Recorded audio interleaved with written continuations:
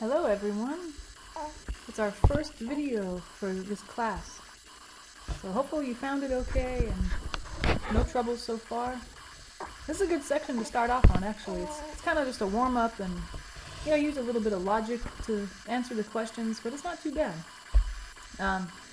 And I apologize if you hear any strange grunts in the background of this video. I just had a baby a month ago, or a little over a month ago, and I'm kind of intermittently nursing as I make these videos, so I apologize if you hear any baby cries or baby grunts, or dogs barking, that too. But I'll try to keep that to a minimum. Anyway, so let's just get started. This first section, the title is Inductive and Deductive Reasoning, as I've highlighted here at the top. It's just kind of talking about the different kinds of reasoning that there are. So we have some definitions right below. It says, first one, inductive reasoning. It's the process of reasoning to a general conclusion through observation of specific cases. So I think that's, like the scientific method, right? I'm not sure if you're familiar or not, but for example, I don't know, in all kinds of different science classes, you make a few observations. If it seems like, I don't know, a certain trait is always the case, then we make a generalization about it. So I don't know, for example, what? I don't know why I thought of spiders. Like, every species of spiders we come across, or arachnid, I guess, I'm not sure, has 8 legs. So maybe we've encountered 10 species so far, and all of them have 8 legs. So okay, well, let's say our conclusion is that every spider has 8 legs, or something like that, I guess. So I think, like I said, the scientific method. Sorry, I have terrible handwriting in this app here. The scientific method is an example of inductive reasoning. Let's see, so what other kind of reasoning is there? Right below that, deductive reasoning. Oh, it's the process of reasoning to a specific conclusion from a general statement. Okay, deductive reasoning, the process of reasoning to a specific conclusion from a general statement. So I think that's maybe not as obvious, or you don't see examples of that as often, but some example of that might be, let's say you say, all apples are fruit. Okay, which is true. And then, let's see, like, what's a kind of apple? Fuji? I think that's how you spell it. Fuji are apples. Okay, that's true. Those are both true statements, but you can make kind of a specific conclusion from that general statement. Therefore, all Fuji are fruit. So I guess kind of like, notice that kind of cut out the middleman here. The statement we made, it talked about apples are fruit, Fuji are apples, but kind of cut out the apples, which is in the middle between the very specific Fuji and the very general fruit. So it's stuff like that. I guess you're saying, Fuji implies, apples. So a Fuji is an apple, and apples are fruit. Say FR for fruit. So you just kind of skip over the apples. Well, I guess if your arrow's going from F to A to FR, so from Fuji to apple, from apple to fruit, you could just say Fujis are fruit and skip the middleman altogether. I guess that's usually what you see deductive reasoning used in. Let's see, and then kind of another, this is sort of a random definition, but we'll be talking about natural numbers a lot in this chapter, and in coming chapters too. But the natural numbers, also called the counting numbers, they're the infinite set of numbers 1, 2, 3, 4. So actually, counting numbers, that's a good name for it, right? That's what you count with. You don't really count with 0. You count with 1, 2, 3, 4. Only whole numbers, no fractions when you count, that kind of thing. So if you ever hear them in the homework or in this video, we talk about natural numbers or counting numbers, just know we're only talking about the numbers 1, 2, 3, 4, etc. And that's an infinite set because, you can count forever. There's no end to it. If you wanted to, you can go on forever. And I think we'll talk about it soon, but just so you know, up here with the definition, the symbol for natural numbers, it's a capital N, but you kind of make, I don't know, what do you call this? It's like a thicker vertical section on the left. So this, you don't have to color it in, it's just kind of fun. So the capital N with this vertical section here, thickened, that stands for natural numbers in the math. So let's see. Let's just jump into example 1. They want us to use inductive reasoning to predict the next line in the pattern. So this, I don't even know if you need to know what deductive or inductive reasoning are, right? So notice in part A, what do we have? Here it says 5 times 8 is 40. 6 times 8 is 48. Okay, sounds good. 7 times 8 is 56. Okay. 8 times 8 is 64. Well, it looks like what they're doing is they're multiplying higher and higher numbers in the natural numbers by 8. So it looks like, notice we have all 8s here. So I'm imagining the next one is still an 8 there. But in the other number you have 5, 6, 7, 8. It's increasing by 1, so I'd imagine the next one is a 9. Probably. And then I guess on the other side we'll actually say what that's equal to. 72. So that, yeah, I'm not even sure if you needed to hear any, the first 5 minutes of this video to even help with that. But hopefully that makes sense. That's the kind of thing I guess this section talks about. Things you probably already could have done without any previous knowledge, I guess, of math from this class. So how about part B? This one's more interesting. This one is actually, if you're familiar maybe from last semester's class, this is Pascal's triangle. And it's really useful in algebra. I won't get into why. It's just kind of a long story. But we don't really need to know the algebra for this class. It's just, if you think this looks familiar, you're right. So the next line in the pattern, I guess they mean the next line, down here. What's the next kind of layer of this pyramid-looking thing? So I think for one thing, I think the outer numbers are kind of obvious. It's just a bunch of 1s. So along this here, there's 1s, and along this here, there are 1s as well. So I think that's pretty clear. I'm going to put 1s on the outer sides here. But in the middle, it's kind of hard to tell. So for example, let me see. I'm going to grab a highlighter. This 2, where did that 2 come from? I have to think about that. And this 3 here, where did that 3 come from? This 3 as well. That's kind of a difficult one if you're not familiar. But if you're really, astute, or you're really paying attention, those highlighted numbers actually come from adding the 2 numbers above it. So these 2 here, these 1s, if I add those, I get 2. This 1 plus the 2, if I add those, I get 3. If I add 2 plus 1, I get 3. For etc., etc. If I add 1 plus 3, I get 4. If I add 3 plus 3, I get 6. 3 plus 1 is 4. So I think that's how we're going to get the numbers that we have between the 1s in our line. So I'm going to add these guys. 1 plus 4 is 5. 4 plus 6 is 10. Oops. 10. This 6 plus 4 is another 10. Oh, hello. Let's see. Why can't I write 10? There we go. This 4 plus the 1 here. Oops, sorry. Baby, she was grabbing the screen. No wonder. Sorry about that.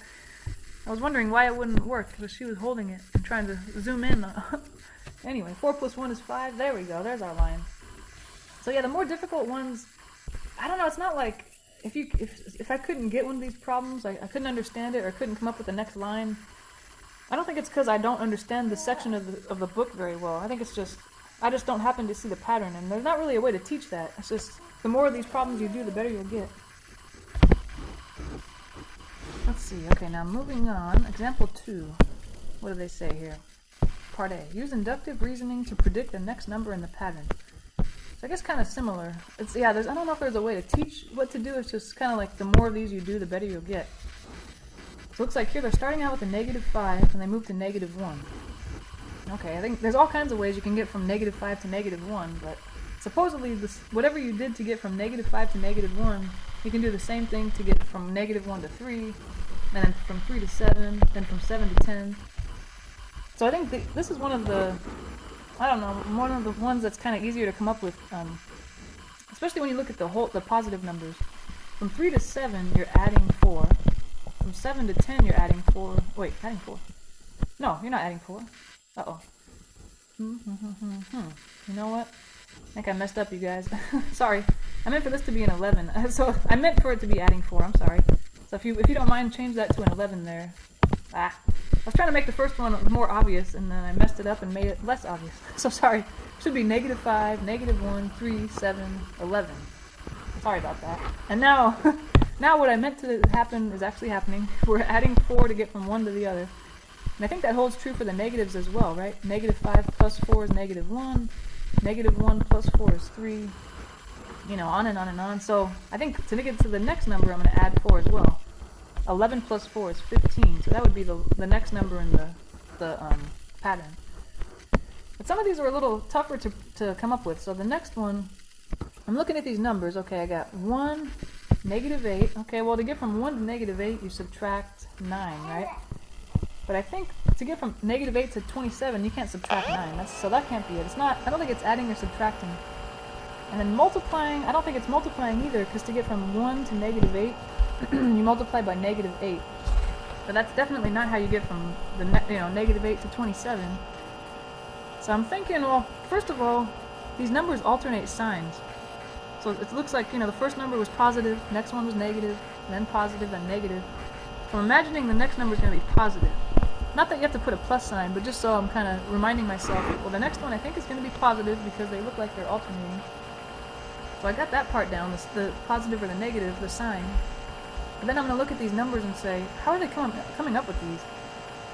And yeah, this one's kind of difficult, but I don't know if you've taken a lot of math classes, I guess, especially in a row. These numbers should look sort of familiar. 1 is, well, it's itself to the third power. 8 is 2 to the third power. 27 is 3 to the third power. And 64 is 4 to the third power. So yeah, if you didn't come up with that, don't feel bad. I mean, it's just the luck of the draw, or I don't know, how well you're familiar with math and all the powers of different numbers. But once I realize that, then it's obvious what the next one is. It's 5 to the third power. So 125. That's the one. Anyway, so if I assign homework or put any of these on an exam, I'll try to make them more obvious. I guess like the first example, part A. Because I don't know, it's not fair to test you on that if you're not sure. Or I don't know, if it's not obvious how to get from one to another. And this last one here, it's actually even harder.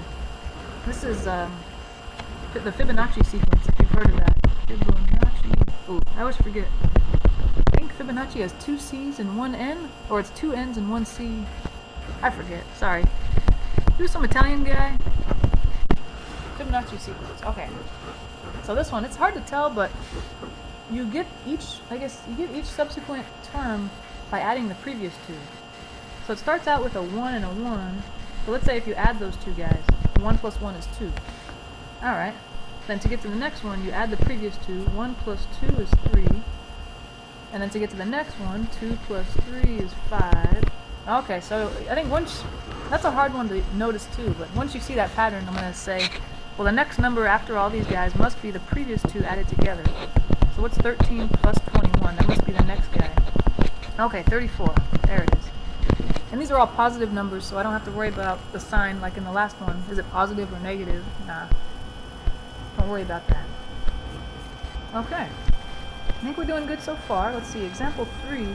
The graph below shows the temperatures in New York over the course of 6 days.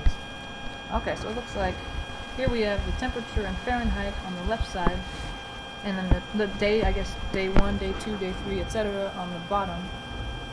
Alright, looks good, and I like how they actually write out what the temperature is here, Instead of me having to try to trace it over here to the left side. What temperature does that look like? Is that 60? Is that 59? No, I like how they tell you exactly. That's a good little chart there. Alright, what do they want to know? So part A, assuming this trend continues, use the graph to predict the temperatures on the 7th day. And that's the thing too, about a lot of these problems, there's a lot of possible correct answers. So I'd imagine on the homework it's maybe multiple choice. So they'll give you one that seems plausible, and you pick that one. But it might not be the exact one you thought of, but I guess it's plausible. So let's see, what did happen on the next day? Well, one thing I noticed, and this, again, since there's a lot of correct answers, I don't even know if this is something most people notice, but I noticed that the temperature increased from day 1 to day 2, decreased from day 2 to day 3, increased from day 3 to day 4. I guess it increased again, from day 4 to day 5, and then increased from day 5 to day 6. So the increase versus decrease, I don't know if there's a huge pattern, but it looks like because of the last couple days it increased. I'm imagining it's going to increase again. So day 7 I'm imagining is increasing somehow. I'm not sure how much, and again I think, yeah, it kind of depends on, I don't know, how your brain works and all that. Because notice from, let's see, day 3 to day 4 it increased by 7 degrees. From 4 to 5 it increased only by 2 degrees. And then from day 5 to day 6 it increased by 8 degrees. So it's not, I don't think there's any pattern there. It's just, I don't know, you might, I don't know what you would do, you just guess. It seems like, you know, one thing you might do is average the last two. Well, one day it increased by 2, and then it increased by 8. What's right in the middle of those guys? 5, right? Yeah, so let's say I'll increase by 5 degrees. So average the last 2 increases. So what's 67 plus 5? That would be 72. Sure. So I'll say 72, but you know, if you actually, I don't know if there's a wrong answer to this. The only wrong answer would be something way out in left field, like, well, I think it'll be 100 degrees that day. Let's say, where the hell did you get that from, right? Or if you said 20 degrees, I don't know. So if you're, I think if you're even in the ballpark, I don't think you're gonna be wrong. I don't know. So anyway, this is it's kind of a silly section, but it's good. It's kind of a warm-up section, which is nice. All right. What about part B? Explain how you use inductive reasoning to determine your answer. Well, I guess we just kind of explained what we said out loud. We averaged the last 2. Or you could have averaged the last 3, I guess. Yeah, that would have probably been more accurate, but I guess I'm too lazy for that. Average the last 2 temperature increases and increased. Sorry, my handwriting's terrible on this. Day 6's temperature. I don't know. Some stuff like that, right? Sure, why not? And you know, again, you don't have to have that exact temperature or that exact reasoning, but something that makes some sort of sense. Like if you're trying to explain this to someone, they wouldn't roll their eyes and say, what the hell are you talking about? You know, you're crazy. If you kind of make some sort of sense and people might buy into it, sure. Why not? Let's see. How about example 4? What are they saying here? Pick any natural number. Okay, remember that's the numbers 1, 2, 3, 4, on and on and on. And multiply the number by 4. Okay, it looks like we're doing a lot of things with some number. So if you want, you know what's kind of fun at home is you pick a different number than me. Maybe I'll pick a natural number. It could be, you know, it could be huge. I'll pick 11. I don't know why that came to my head. It could be a 1-digit number, a 2-digit number, 3-digit, whatever you want. But I keep it somewhat small because, I don't know, it's easier to do math with small numbers, right? So, okay, we're going to pick a natural number, 11.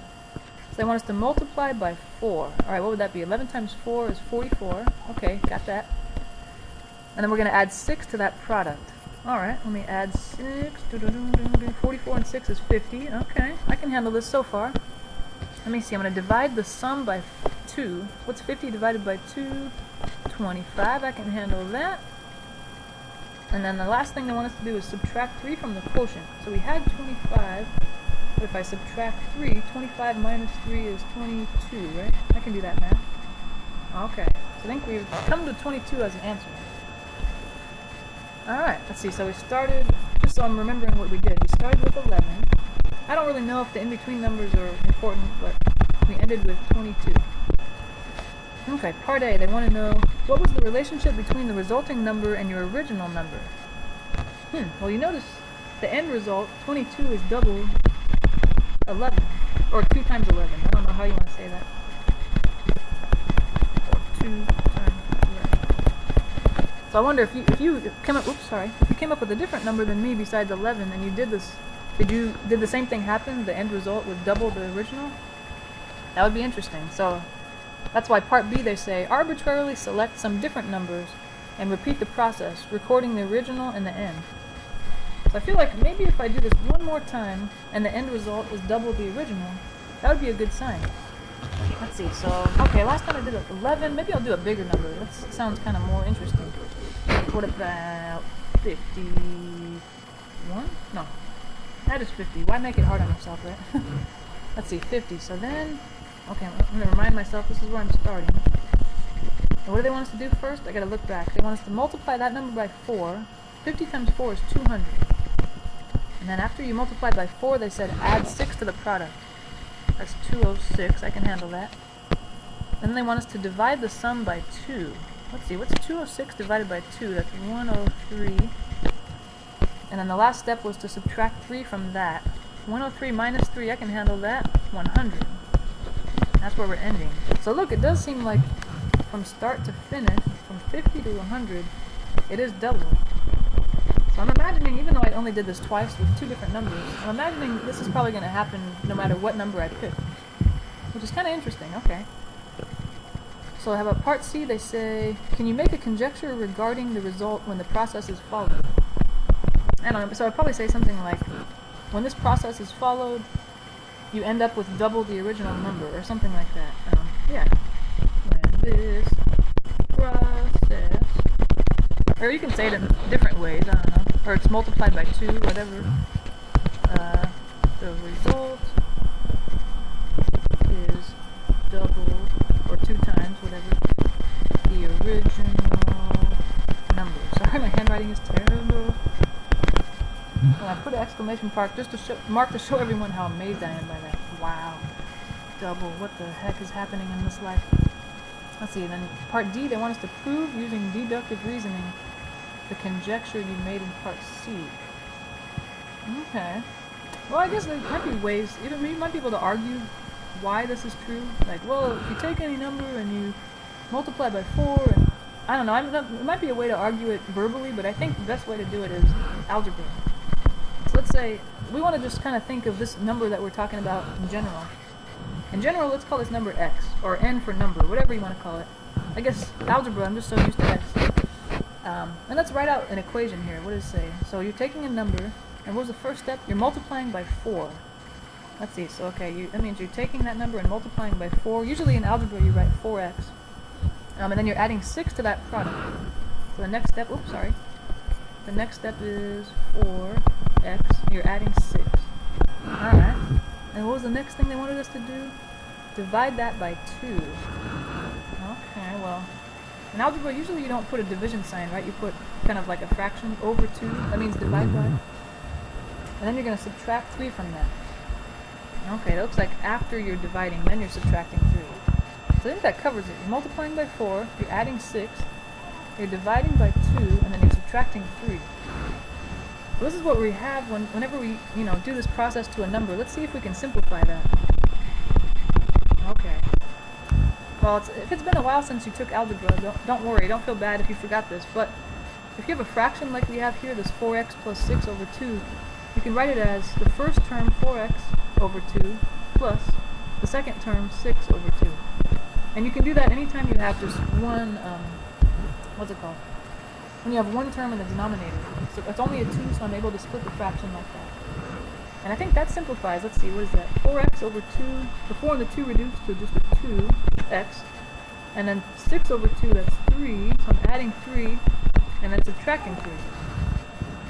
So notice those 3's cancel. 2x plus 3 minus 3 is just going to give you the 2x. Aha! Well, no wonder the number doubles every time. You're starting with x, and when we do that process, we end up with 2x. So we've kind of proven that no matter what that number is, because x could be anything, that you're going to end up with double that. Okay. Interesting. So I think that's all they wanted, right? Yeah. All right. So let's see. Example 5. Oops, sorry about that. Find a counterexample. So I don't know if it's obvious what a counterexample is, but a counterexample is just an example to disprove something. So if I said like if I said, oh, it rains every day, what would you say? You could say, no, you're wrong because today it's not raining. Or if it is raining today, no, you're wrong because on such and such a date it did not rain. Just an example that disproves what someone said, or what a statement said. So it's pretty, you might have done that in real life before, and you didn't even know that it was part of some math class. Let's see, what's the first one here? They say, the product of any 2 counting numbers is divisible by 2. So I don't know, because these have more to do with numbers than they do with rain and all that.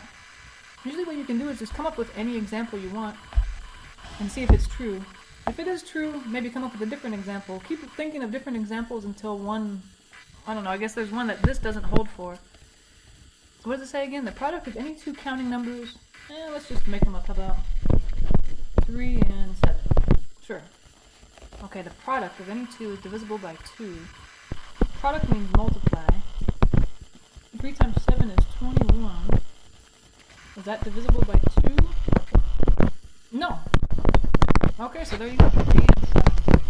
Their product, those are counting numbers, but their product is not divisible by 2.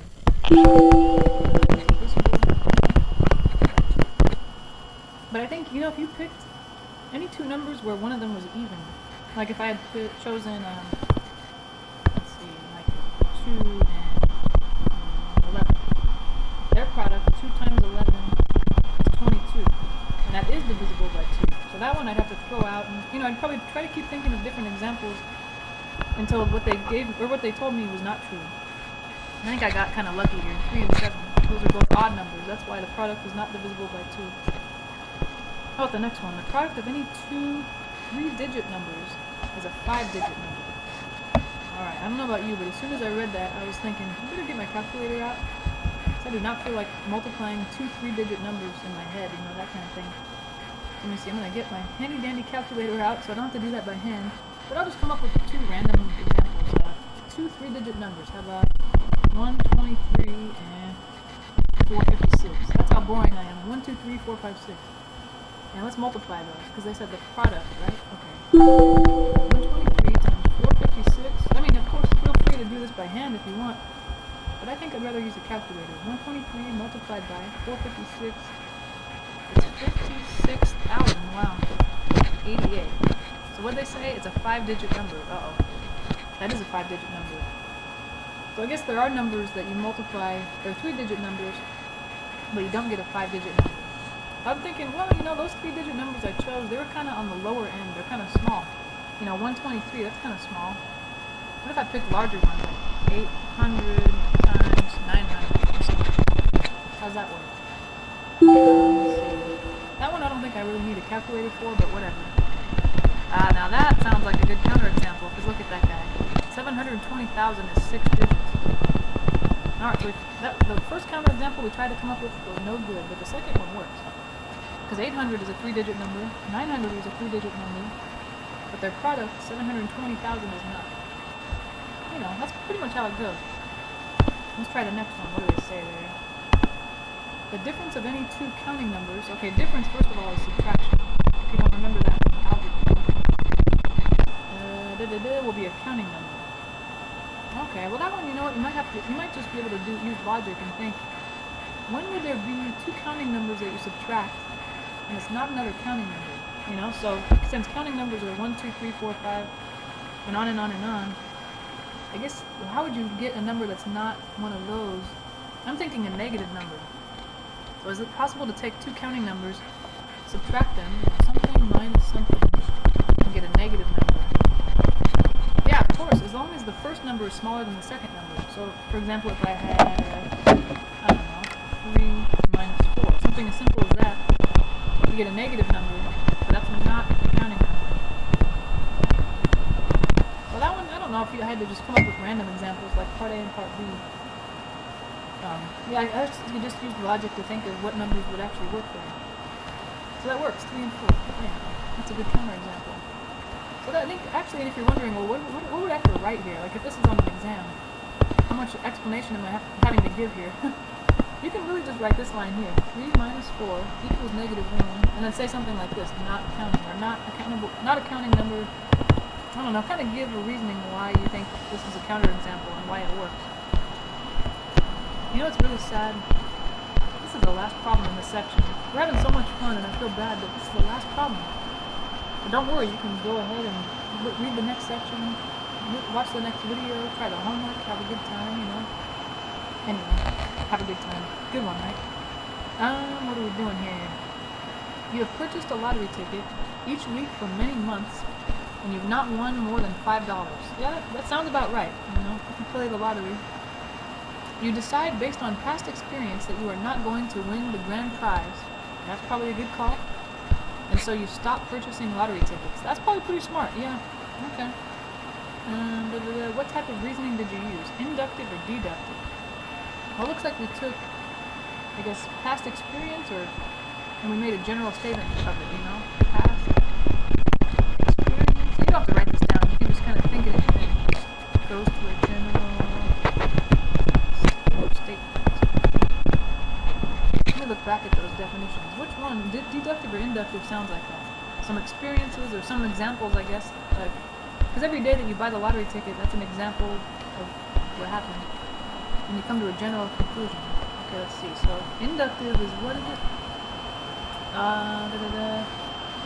reasoning to a general conclusion through observations of specific cases. Okay, that sounds about right.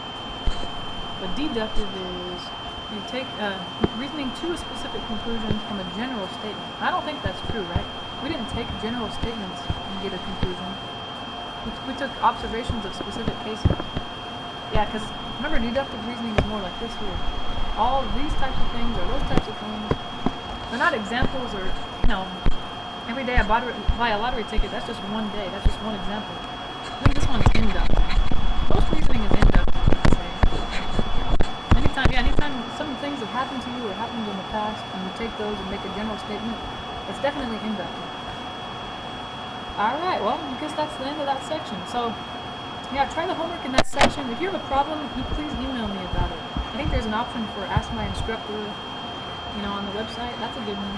And I'll try to help you. And don't feel like you missed something in this section if you can't get the problems. Like I said, this section is just kind of weird. It's just, they're not things that you should know. They're just things, if you happen to notice this pattern, then you're going to do well. If you don't happen to notice this pattern, it's not so good. So I hope everything goes well. Let me know if you have a problem. But I'll see you in the next video. Thanks for listening. Have a nice day, you guys.